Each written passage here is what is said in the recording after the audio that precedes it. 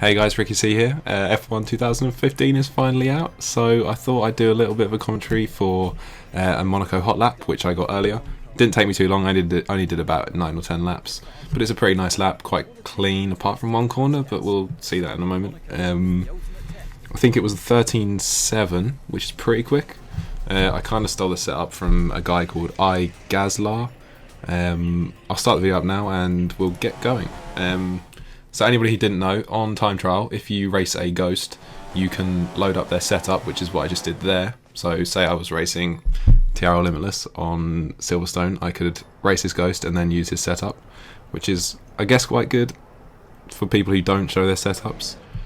You can see how they did it, unless they corner cut. But anyway, here's this guy's setups. I'm a bit too lazy to find a setup. I just can't be bothered. I'd rather just pick up the game and play and try and go as fast as I can. It seems to have worked in 2013 and 2012 for me, so I'm not going to change the ways of myself at the moment. So yeah, this is a stolen setup. If you want to copy it, it's all there. I can't be bothered to read it out to you. I won't be able to explain what the stuff does either, apart from the front wings. The higher they are, the better, basically, for Monaco. That's what I'll say. Anyway, that's my time. It was a 1:13.768, and Gazlar, who's second, got 1:14.659. Sorry, I got a bit of frog in my throat. He did it with assists though, so I'm not sure how that's worked.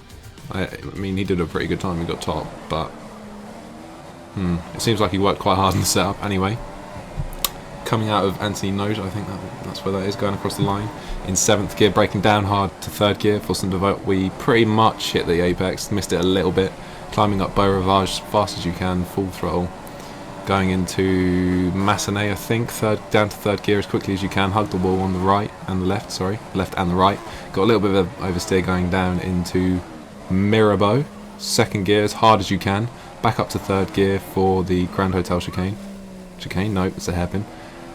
Coming out of there in 1st gear, up into 2nd, down the right hander of a corner. I have no idea what they are called. Anyway, we're going into the tunnel now. This game is a little bit easier, I feel, through the tunnel. You don't really have to try as much as you did on other games. Breaking down now into 2nd gear as fast as you can. A little bit of a cut, but we'll just ignore that because, you know. Now 5th gear into back. This is a scary corner. As fast as you can, touch the wall on the right just a little bit through the swimming pool chicane. Absolutely ride the curb, but that's fine. We gained lap time there.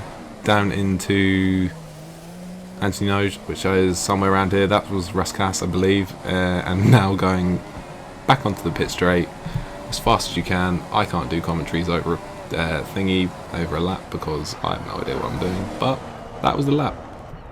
And now we get to watch the Mercedes fly around. It's quite a nice view, to be fair. The broadcaster camera looks amazing. I think you can watch this online as well, but I think it's bugged at the moment.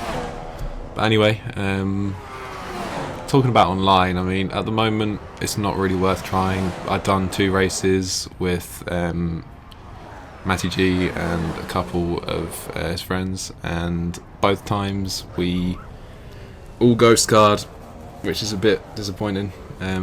So I've done a quality in practice. I think they seem to work okay. There are some ghost cars here and there, but on the whole, online's pretty bad. I don't know if it's the netcode or something wrong with that. I don't really understand that stuff, but it doesn't work. Which is quite disappointing because I think this game would work incredibly well for league racing. This Monaco lap was a lot of fun to drive and do. The handling is probably my favourite handling of a game, apart from 2013, I would say. The turning on a pad is quite nice as well. I think the brakes need to lock more. You can be really hard on the brakes, and doesn't really punish you that much, and the traction as well. But anyway, yeah, that was the lap. Here's the leaderboard.